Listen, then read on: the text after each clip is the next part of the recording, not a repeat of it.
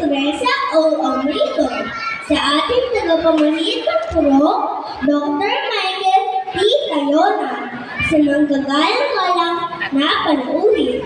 Sa mga masipang na guro, mga minamahal na magulang, at sa aking kapwa, nag-aaral sa kindergarten. Magandang umaga po. Ngayong araw ay pinagpaliwan natin ng special na araw ng pagkuha ng pagtas. Ito ay mahalagang araw ng kasiyahan at biro na tumumpay sa pag-aaral. Una po sa lahat, gusto po namin pasalamatan ang aming inuunan magulang.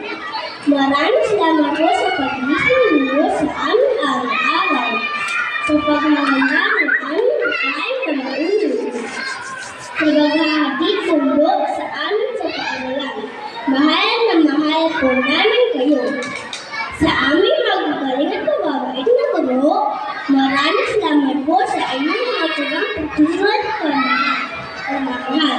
Kayo po ang nagturo sa amin kung paano sumulat, lumasa, pumilang, at higit sa lahat kung paano naging isang mabuting bata. Napakarami namin natutunan mula sa inyo at hindi mo namin kayo makakalimutan. Sa aking mga klase at kaibigan, maraming salamat sa masasayang laro na minsan ay nagkakatugunan at nagkakaroon ng kampihan. Tandaan natin dito, computer pa lang tayo ngayon.